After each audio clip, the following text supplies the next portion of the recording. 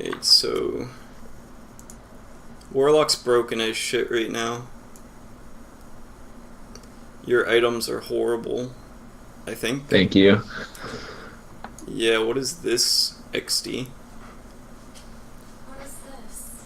Is this clean, Josh? I'm doing something, Mom! That's dirty. This is dirty? Yeah, it's dirty. Is that clean? Yes.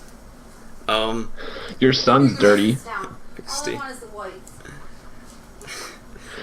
So your Blink Dagger sucks. Your Solar Crest kind of sucks. Nice. I'd rather have you have a Glimmer Cape. Like, a lot. Rather have you have a Glimmer Cape. Against a Zeus, though? Yeah, I mean, Zeus is only going to be focusing on, like, one target, so you can use it on somebody that's not getting Glimmer Caped. And then it also synergizes really well with your, this guy's thing. His ice thing. Carry Winter Wyvern. I should have seen that one coming. That was our probably didn't solo even skill mid-winter it. Wyvern. XD. He did good, though. It was everyone else that sucked.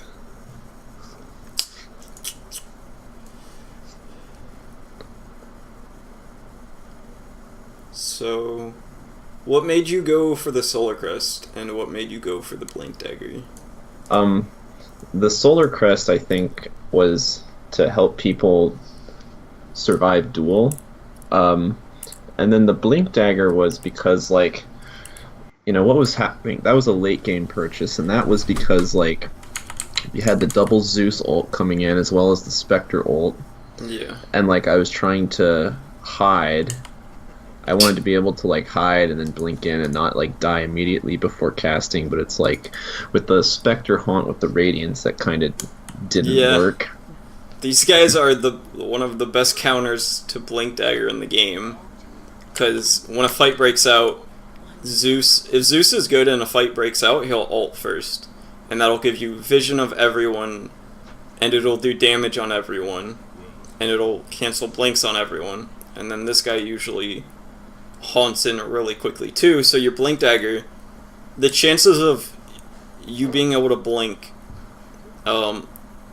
drops like exponentially the longer the fight goes on, because most fights that they're gonna take, if they're any good, this guy's gonna haunt in at least like 3 seconds into the fight. This guy is going to probably like 95% have already ulted, and then your blink is cancelled for like 8 seconds after that.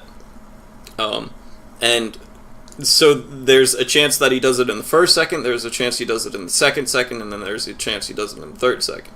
And then by the fourth second, it's basically already done. And then there's also the chance that this guy uses his ult in those first 3 seconds too. And Warlock doesn't really want to blink in the first second a fight breaks out to do whatever his spells are. So it's kind of like your blink's probably not going to do anything, I don't think.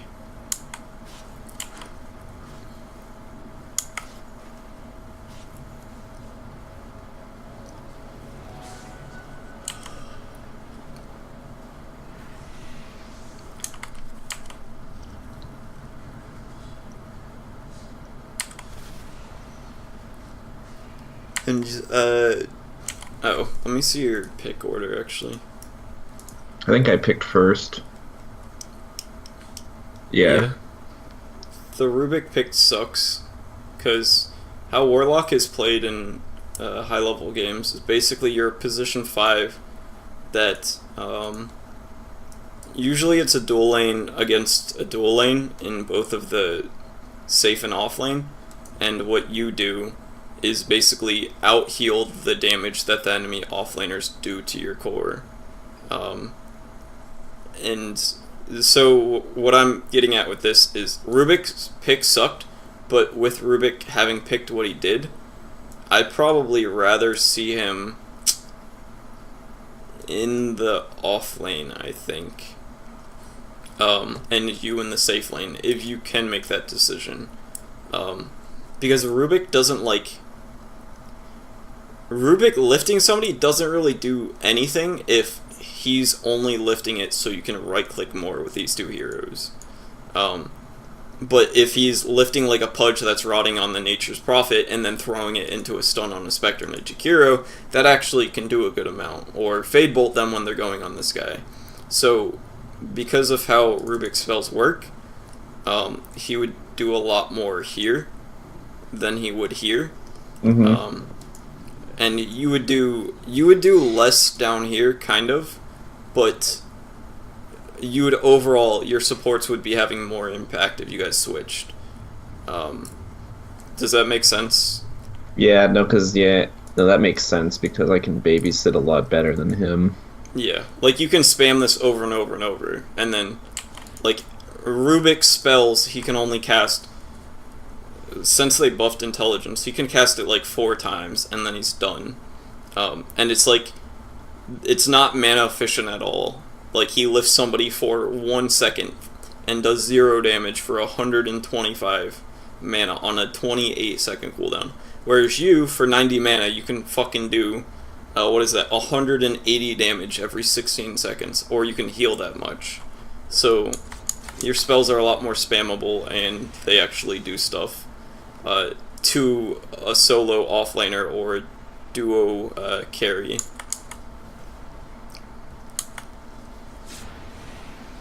XD. Game is easy. What is this? What is this? Did you see this? No, I missed it. What is this in the bottom right? Did you see my mouse? That's nothing. Don't pay no attention to that. Why is that nothing, dude? I'm gonna pick up a wand and a boots in just a second here. Don't you worry. I don't like wand here really too much. Oh, looks like I didn't, lol. Good. Because Spectre doesn't cast this a lot. This guy, like, can kind of cast this, and this guy can cast this, like, once. Or twice. So you wouldn't get much use out of it, and you'd be a lot better off, like... I think what's gonna happen here is you got an early kill, you got first blood, so you gotta, like, a shit ton of gold really quickly, and then you probably are gonna think, oh, well, this is just gonna keep happening, but because you're a Warlock, that's probably... The minute that you got that first blood is probably gonna be the highest GPM minute that you have the entire game. Yep, pretty much. So if you go wand here, it's just kind of like not going to do anything in lane, and you want to get started on the things that are like actually here needed. It is. Here's the wand. Yeah, there it is. Yeah, and you're going to get like 3 charges in the next 3 minutes probably.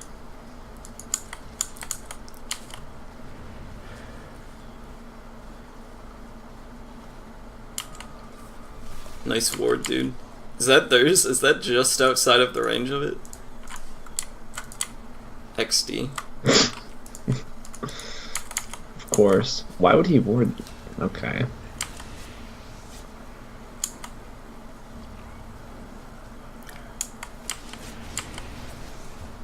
Yeah, I don't know why he tried to man up there.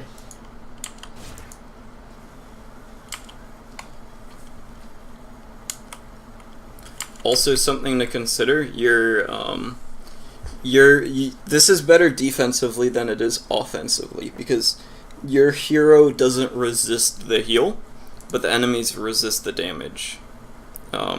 So you're casting this on the enemy is 25% less effective than casting it on your own hero.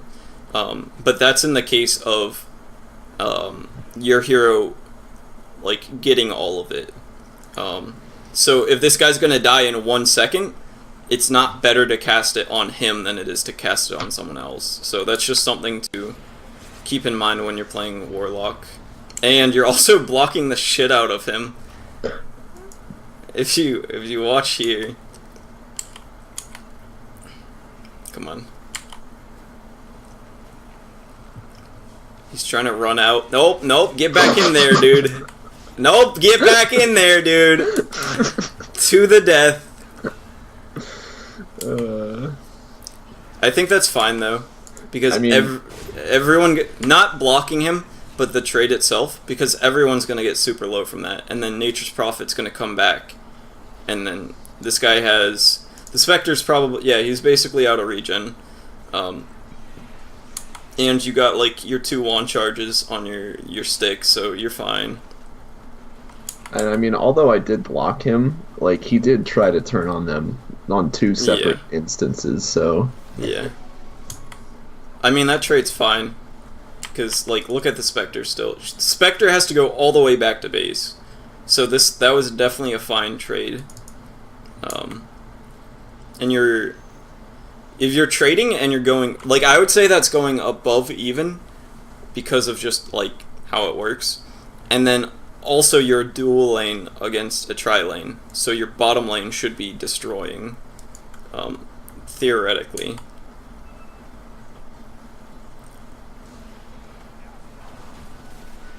And then nice bounty runes, I like.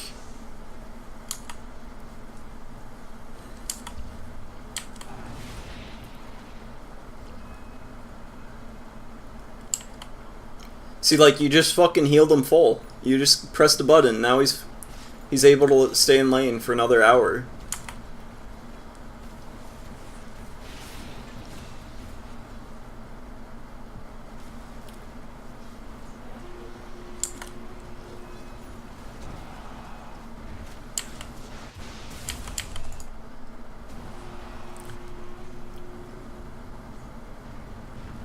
XD.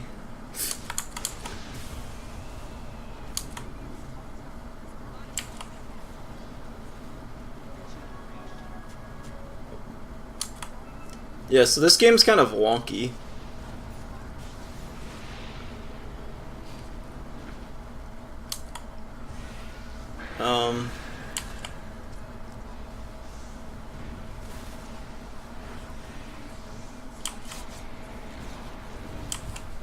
Yeah, I mean, it's like, I don't know what to even say.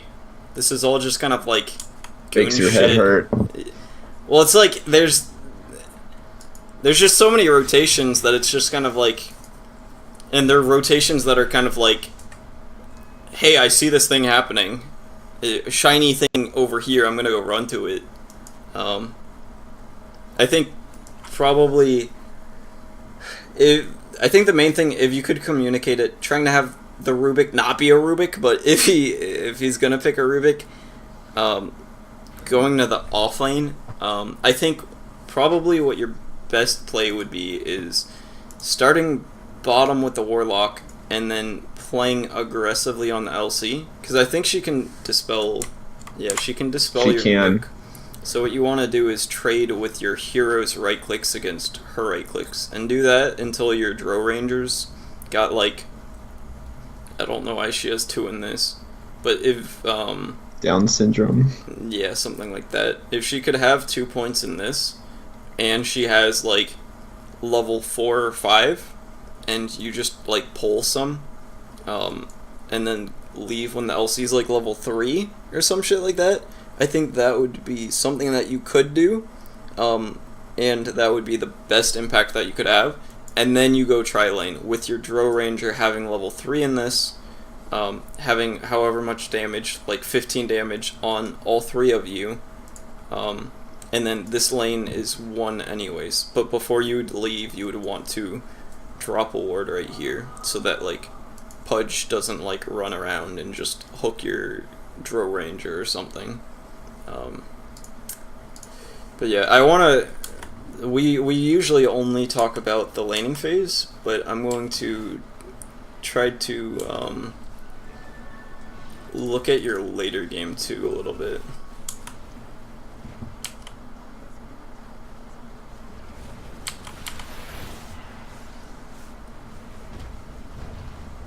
See, that was meh. It was a waste. Yeah.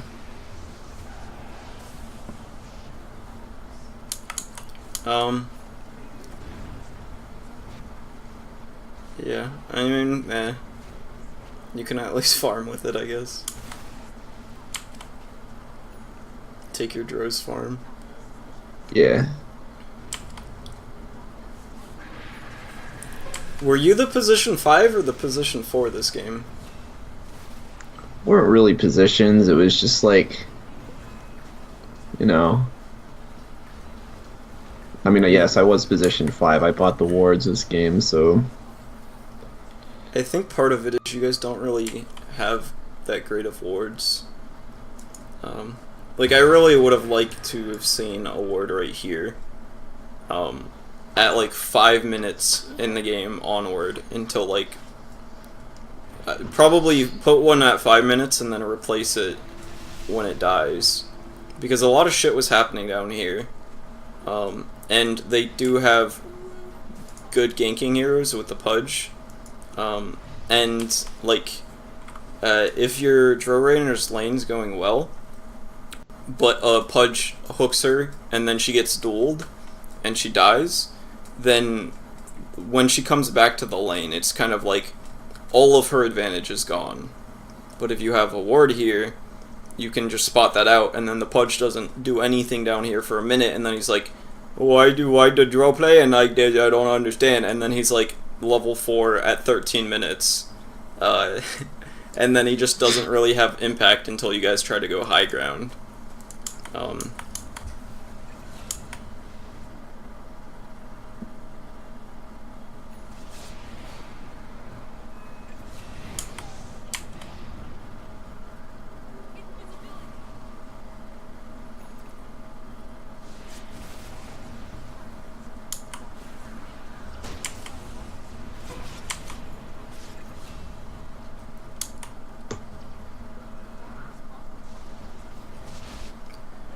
Also, you're not playing around runes tight enough. Like, a lot... There hasn't really been anything that you, like, have to be sitting behind anyone for consistently, right? Like, you not don't... really. You haven't had a stun that stops them from just running down whoever. You kind of just, like, throw out a heal on the guy every 30 seconds and you win the lane. And that's kind of how Warlock is. So, at every 5-minute mark, it's very good if you can... Or I'd say at around 4:30 you want to be like, okay, the runes are spawning soon, and then try to get there 15 to 10 seconds before the rune spawns, because, and if you can go aggressively, like you want to be going for this one or this one, if you can get there 10 to 15 seconds early, because a lot of the times the enemies are going to want those runes, and they're going to go there, but they're not going to get there immediately. So if they're 0 seconds late, like if they're like, oh, it's 45 and the rune's spawning in 15 seconds and they're right here, they're gonna, like, miss a lot. Like, they might, you might win the trade based off of them having to run from here to here, whereas you're just standing here the whole time, right-clicking on them while they're running at you. Or you might have the time to just back up and get this one, or if they go aggressively and try and get this one, at least you have this one. But what's going to happen most of the time if you get there like 10 seconds early on the aggressive one is you're just going to get both of the runes. And if you do that every 5 minutes for 20 minutes, bounty runes are like... how much was this last one? The gold swing on bounty runes is like actually stupid. Oh yeah, yes. You didn't pick it up at 55. Or 50. Especially in the later game, it's crazy. Well, it's actually, in the early game, it's more important because it's, with the nerf to the scaling, they scale 33% less than they did, I think in 7.15. So, well, they used to give you like 300 gold, and now they give you like 220 at a certain point in the game. But in the early game, I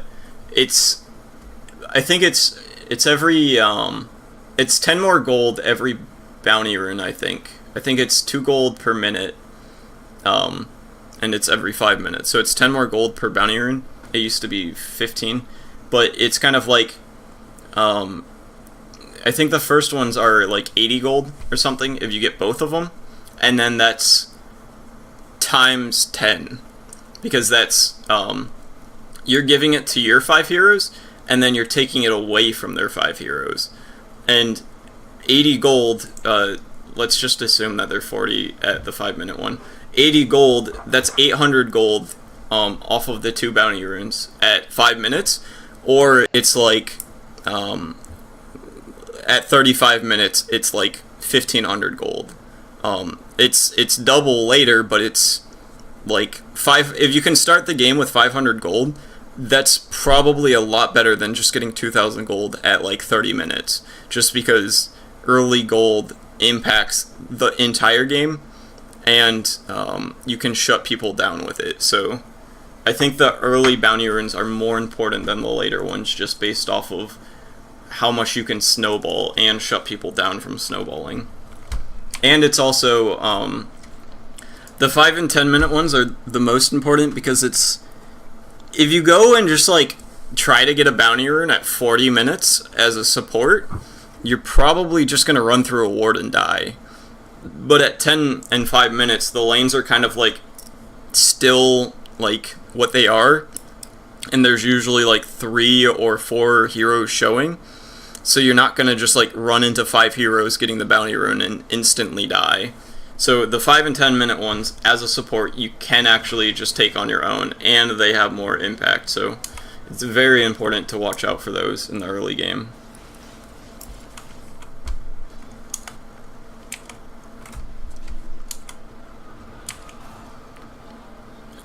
And here,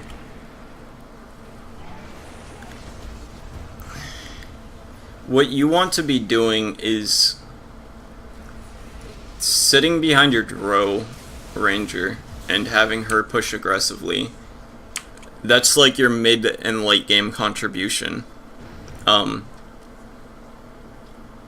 Because if you sit behind your Drow, she's a lot less likely to die, and she's able to farm more aggressively. Meaning she's going to get more net worth on her hero than you and her would get combined if you're doing something else. And you don't really have anything else to do, right? Like, you can't follow the Nature's Prophet because he's just gonna like TP somewhere else right when you get to wherever he is, and that's just gonna be annoying as shit. And then you have a Winter Wyvern, so you don't really want to sit behind the Winter Wyvern, and you also don't want to be split pushing because they have a Pudge, Zeus, Spectre, LC. So if you're doing shit on your own, you're most likely just gonna feed Flesh Heap, or you're gonna feed dual damage, or you're gonna feed the Spectre. So your whole game in this mid game is just sitting behind your Drow Ranger. Would you agree with that? Yeah, and if they like bum rush her, that's when you drop the rock. Yeah. And then you want to get an item that helps you do that, and Force Staff is really good with that. And then so is Glimmer Cape. Because Glimmer Cape, it's the same concept as Shadow Blade, where if you're a split pusher and you get Shadow Blade, it makes you, the higher level core players usually look at the game as, when they're split pushing, what combination of heroes does it take to kill me? So let's say you're the Nature's Prophet this game. He actually has a Shadow Blade, so that's good. How he dies in this game is a combination of Pudge +1, or the LC if she gets fed, or the Zeus if they just suck. So it's kind of like you need 2 heroes to kill you, except for the LC if she's fed. So if Nature's Prophet sees that there are more than 2 heroes missing, and they haven't been somewhere else recently, he wants to not split push. And what his Shadow Blade allows him to do is, LC kind of fucks it up, and so does Zeus, but the Shadow Blade makes it so you also have to have somebody that can reveal too, which usually is just a support. So let's say this was like a Juggernaut and a Dragon Knight. The combination that would kill the Nature's Prophet is like a support plus 1 or 2 more instead of, like, a Dragon Knight and a Juggernaut can't kill this guy, because they're most likely not going to have a dust, and he can just Shadow Blade and run away from them. And Glimmercape's kind of the same. It's a little bit different with the Spectre, but it's still the same concept, where it takes more specific combinations of people to kill the Drow. Like, if the Elsie just runs at the Drow, and, like, you glimmer her first, when she, like, let's say you're pushing this, you have a ward here, you see the Elsie here, your Drow's backing up, but the Elsie runs in and blinks and tries to duel her. If you Glimmercape first, then the Elsie's not going to have a dust, and he's not going to be able to see the Drow to duel them. And the same is true for, like, the Spectre. And yeah, it just makes it so it's a lot more complex to kill whoever you're going on. Even with them having a Elsie and a Zeus, which Elsie can duel and your thing's kind of useless, and Zeus reveals, but it's not permanent, so it's close to it though. Right. Oh, it's interesting. It's like you can. Yeah. It's not the most helpful for this game, again, because they do have Zeus and Elsie, but it is definitely something that you will want to know for other games. Yeah. It's kind of like it forces them to commit more if they want to get that kill. Yeah.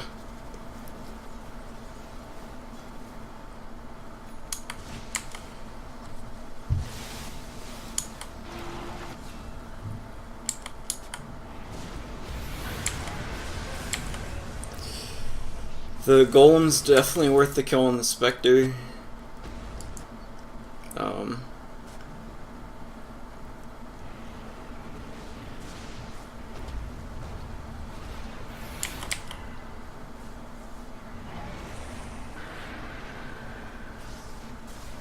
What are you doing here?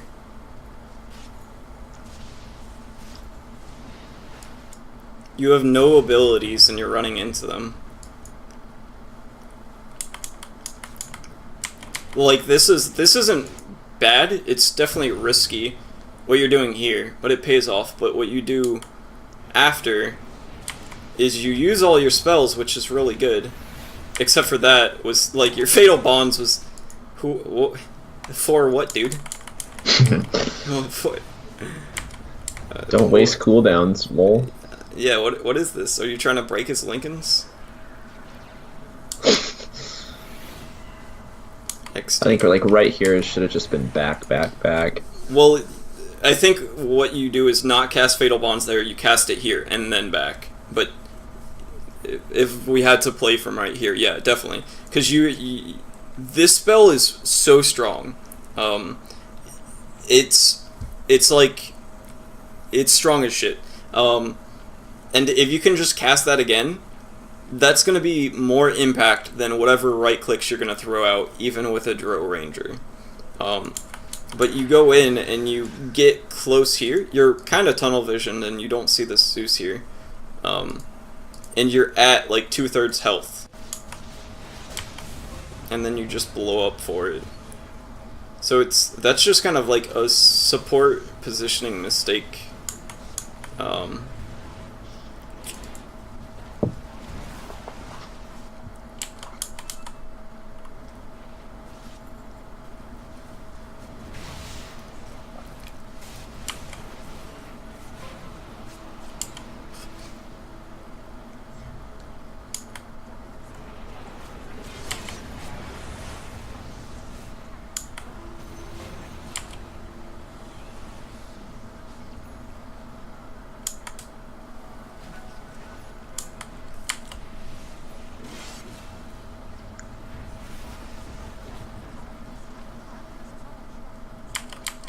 You guys should definitely be looking to Roche here. The Pudge is dead and you don't really want to be breaking high ground right now. You need to be calling to go Roche. Like, you guys get this kill, which is... The chances of you killing the Zeus there, like, looking at it, not hindsight, like, the chance of at this point, the chance of killing the Zeus in the next 25 seconds is like 2%. So you guys staying here is a horrible decision, and you guys should, with your, I think you guys have a ward here, with the Pudge dead, with the Shrine down, with a Drow Ranger, with 5 ranged heroes, with Treant tanks, you guys should be able to just run at the Rosh. And then with that Rosh, you would wrap around here, take out this Shrine while you're there, and then take this with Aegis on your Drow, just right-clicking the towers. And if they go on you, you just drop Golem, and you drop Winter's Curse, or whatever happens, you want to do that. But that's definitely the play here. You guys do get the Warlock kill. I want to see what you guys do there. Pudge is up. You guys lost this game, right? Oh, of course. Hey, so I'm assuming somebody just gets hooked here, and you guys die, and then you can't push, and you don't get any towers here. Or something along those lines.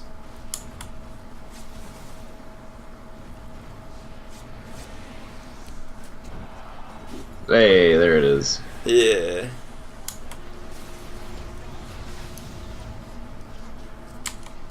See, like, look at all of the nothing that you guys have done. When you could have... Oh, you guys were at bottom racks, actually. XD, and he did do a lot of damage here. I still think Aegis was the pickup.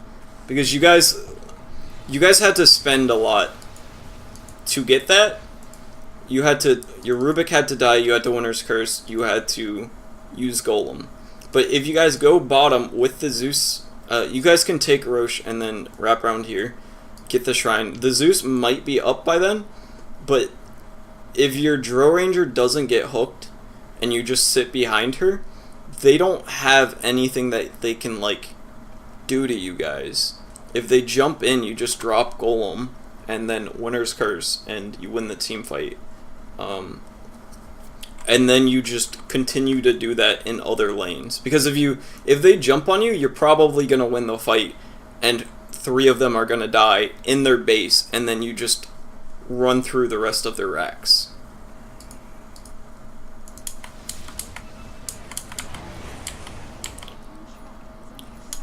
But yeah, I think this is where you guys lost the game, by not taking that Rosh. And then you guys get it. Let's see how you throw this. XD.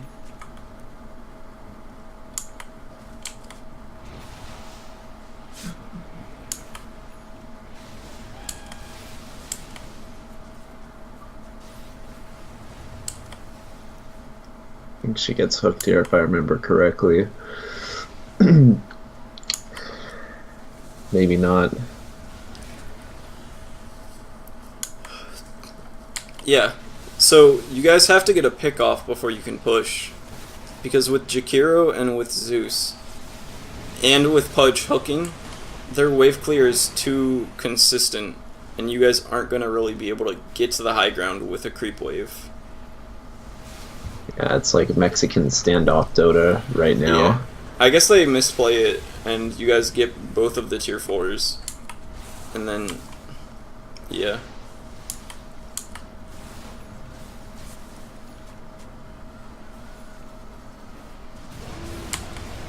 Hey, I think this replay is kind of sped. Did you have any other questions on this one? So let's go back to the item choice. So was the Force Staff, now that you've seen the replay, was like the Force Staff is like the first big pickup still, right? Or would you rather seen... Force Staff is the right pickup, but you didn't use it the right way. Okay. Like, you want to be getting the Force Staff while you're sitting behind the Drow Ranger. But Got it. you got the Force Staff and you didn't sit behind the Drow Ranger. That's like getting a Shadow Blade and not looking for pickoffs with it, or split pushing with it. Even though Shadow Blade could be the right thing, you didn't do the right thing with the Shadow Blade. Okay, and then so after the Force Staff, instead the Solar of Crest is bad. So what should we have gone there? Just Glimmer Cape, probably? Yeah, probably. Not only is it the stuff that I talked about, but also it's magic damage reduction on yourself from the Radiant Taunt and the Zeus. It's also magic resistance on whoever is getting gone on too. And I don't think I've seen you Solar Crest one duel yet.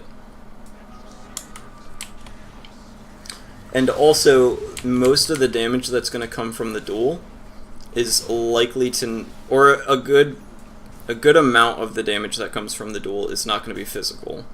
Because what's going to happen usually is, the duels that I've seen so far with this guy is Pudge gets a hook and then LC duels.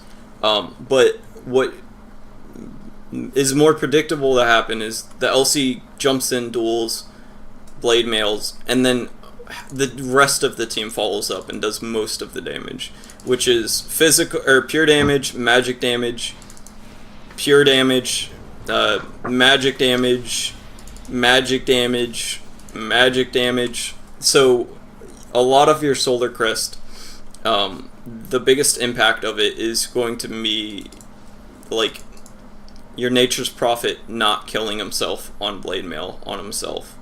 Whereas the Dro is going to lose her aura and not do too much damage anyways. So, and then she's also going to take Molgeneer procs as damage too, so that's not going to Solar Crest either. I think maybe what you wanted to get was a pipe, actually. Yeah, I mean, we didn't have one this game, and it kind of fucked us. Yeah, because pipe allows you to push high ground against these guys. I would have built the cloak, and then I would have decided how it was looking from there. If it looked like you're not going to get the gold to finish the pipe for the next, like, 30 minutes, then just go with the Glimmer Cape. I think we got interrupted here, if I remember right. Or we just gave up. Raffle, nice. Yeah, you guys didn't ward and you didn't de-ward. So you're actually just blind right here. And you're all half health. Yeah. That's basically game from that point on. Yeah, do you have any other questions? No, I'm good on this one. Hey, did you want to go over another one? Yeah, I know you will want to watch me get dicked by a Willow, right? Yeah, that's always fun. The Windranger lost towards the top. No, not that one. The one at the very top is not the one? That's the... Dude, that's the one. I clicked that. Dude, no, you went down. I did not. I don't think. I don't know.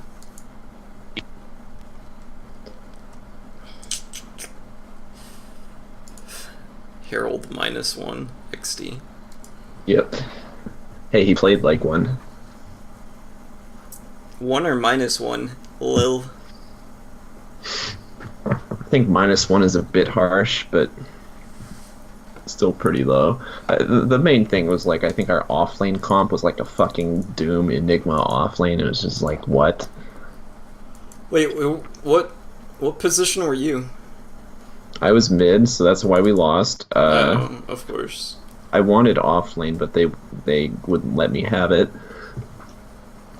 I've been playing her as a 4. She's really good as a 3 or a 4 in IMO. Yeah, she's fucking annoying as a 3 or 4 IMO. That's why I love her.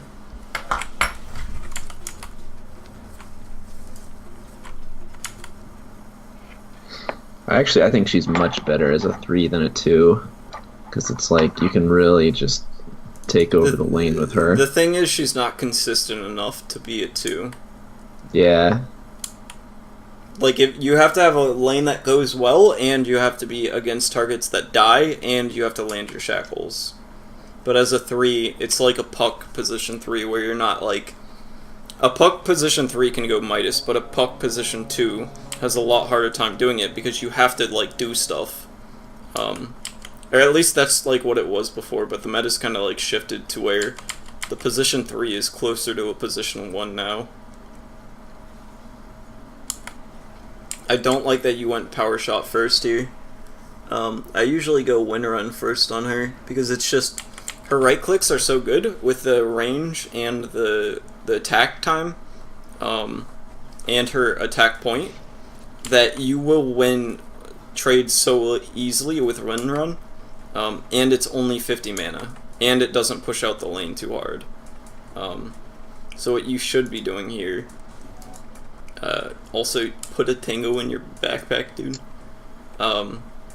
What you should be doing here is skill up your win run, and then when she uses her thing, you would run her down and you would win the trade. Because she also is squishy as shit, but you have 3 seconds of her just right-clicking, right? So if you if you win around right there and then like right-click the shit out of her, she would lose a lot of health, and then she only has 2 tangos, so she'd probably lose 300, 400 health from that. She would eat a tango, and then you'd be able to tower dive her and kill her with a win run and a shackle shot. Like, if right here, you just did half of her health, based off of how many right clicks is this? 1, 2, 3, and then a few creep right clicks.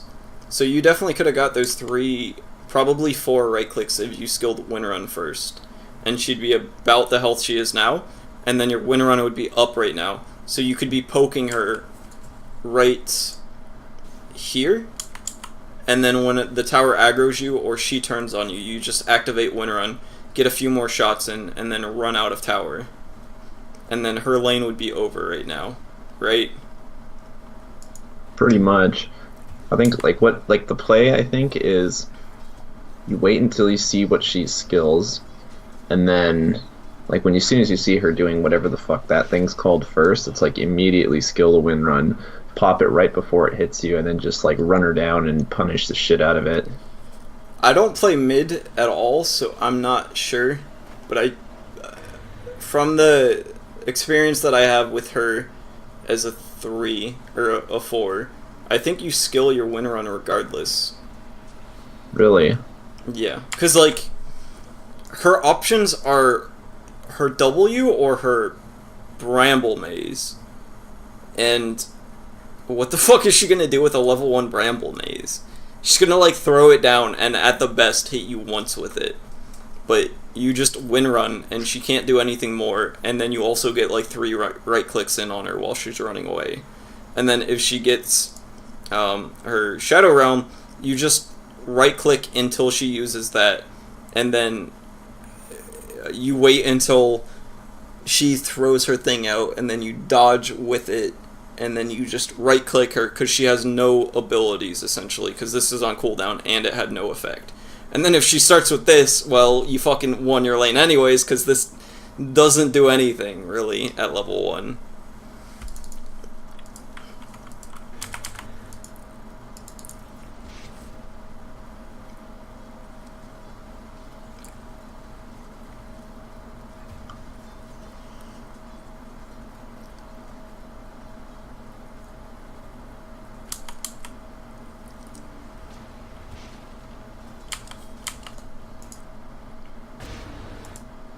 And here, you're not using this at all to counter her thing.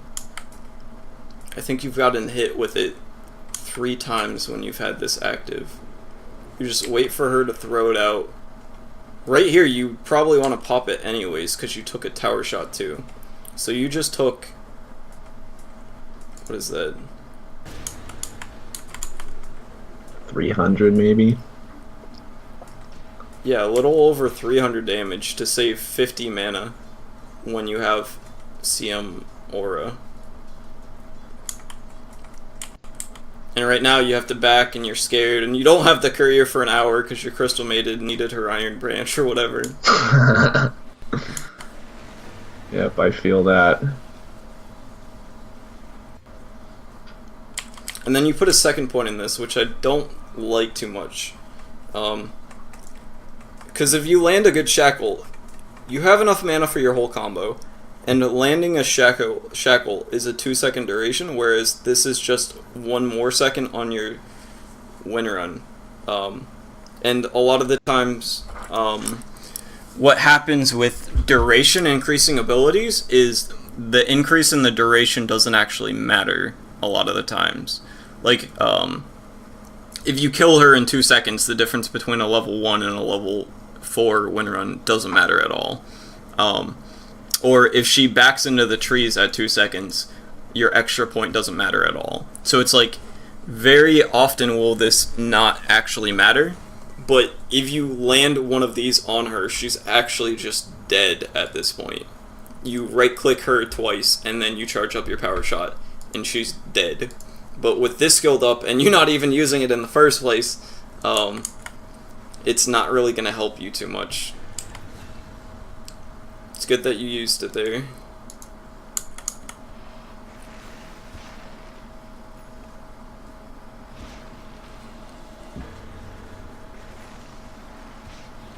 Yeah, I think I died here.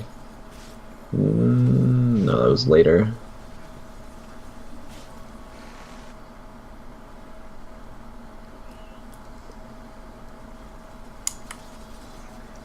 Nice boots purchase. XD. I think went bottle first. Yeah. I think probably what you wanted to do is get a blade of attack, and then just use your shrines instead of getting the bottle. Yeah, I kind of wish I think the bottle just came too late. It wasn't worth it anymore. Yeah. And your mana's not going to be a problem either way, because you have the Arcane Aura, and then you also... I don't really like the Windranger slow talent. Like, it's good on paper, like, really good on paper, and then just run into all the brambles. But you don't really want to run in a lot of the times with Windranger. Like... It's really good in 1v1 situations and shit like that, where they're gonna run away anyways, or they're dead anyways. But aside from that, I'd much rather just get the mana regen talent, and then go something like Phase, Maelstrom, Blink Dagger, Ags, instead of having to pick up a mana regen item before going that build. And if you... Which, I don't know. It depends on how the CM Aura... like, ends up paying out.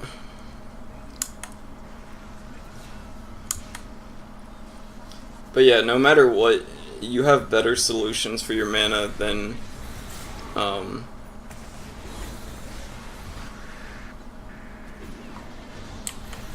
what's it called? And I think your build probably this game would be Maelstrom, Lincoln Sphere. Which I almost went Lincoln's, yeah. It would solve your health and your mana. I think you go... Maelstrom Lincoln's, you get the Windranger slow talent, because with Lincoln's and CM Aura, you're going to have more mana than you'll ever need. So it's just kind of like, do you want nothing or do you want it slow?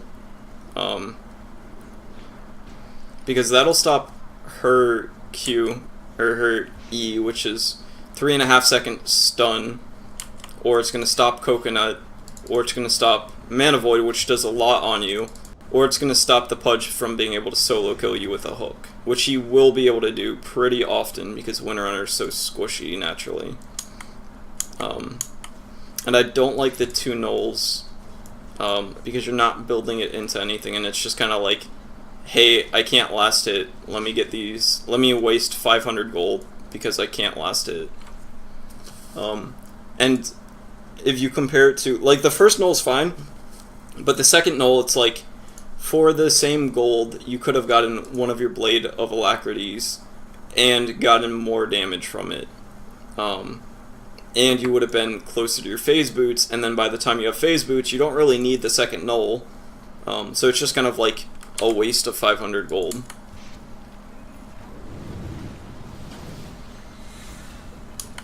That was a really good kill. High quality.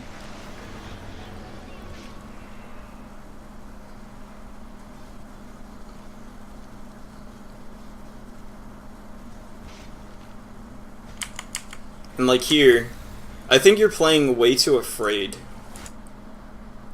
Like, I think you just run at this guy, throw a Shackles, and then either it lands or it doesn't, and you run at him with Windranger, because what's he gonna do to you?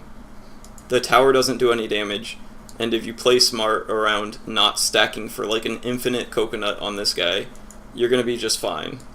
But because you're kind of afraid to go up, you decide to go somewhere else, and this Witch Doctor's going to be free farming mid. And you're going to be looking to possibly do something somewhere else. Which doesn't end up happening, I don't think. Yeah.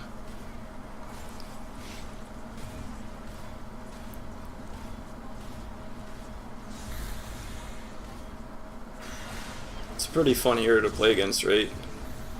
Timbersaw is my... Oh, yeah.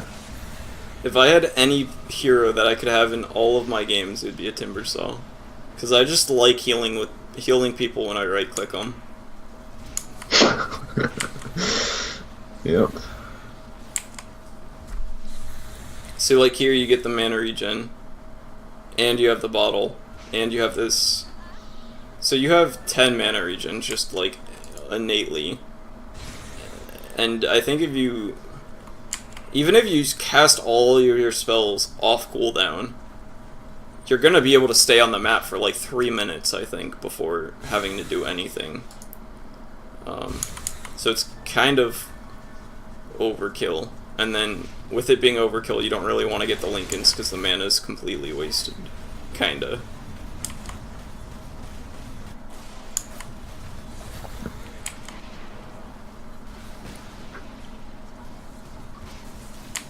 Also, I think when you went on the Timbersaw, you were like 500 gold away from your Maelstrom.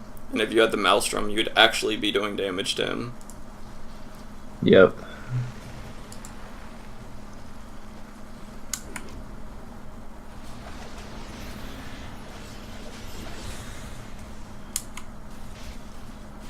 Yeah, I think the main thing with your Windranger play is you're just playing it like you would play a position 4 or 5 Windranger. Like, all you're doing is throwing out power shots because you don't have confidence in your Windranger. Part of it is they have a really good team for, like, they can do a lot of damage to you regardless of your Windranger. But also part of it is you didn't get far enough ahead in lane because you were afraid to do your Windranger shenanigans when you could do your Windranger shenanigans. Yep. Yeah, I wanted to play it off lane, but oh well. Yeah, I got you. I've kind of decided to just stick to off lane mostly. I've been doing better there. I mean, I'm almost, or I was almost 4K because of it. And then I dumped like 2 games. So it feels bad. Yeah. I'll probably get there in like a week or 2, probably. It's just 100 more MMR. That's only 100 games with a 51% win rate, I think. Yeah. Or a 52%. I think I might have... Maybe even BKB would have been good instead of Blink. So you can just like... Yeah, I think Maelstrom, Lincoln's... I don't know. Because you're scared of going in. And at this point, you should be scared of going in. Because you have no defensive items, you're not incredibly strong, and you're gonna fuck up your shackle shot because you suck. Yes, exactly. BKB might have... meh. Because I think you're still gonna run into Pudge dismembering you, and you just dying, even with your BKB. What pick were you? You were second pick. I don't recommend second picking Windranger. She's too squishy. To play her as a core on second pick, and especially against a Pudge first pick, because Pudge is a really good counter to Windranger if the Pudge isn't shit. Because, like, aren't you afraid of a solo Pudge right now? Even if you're a position... Because it's just 450 oh, no, he doesn't have X. 360 pure damage, and then this does 1,000,000 damage too. And you have, like, 1,003 health. So he just kind of kills you.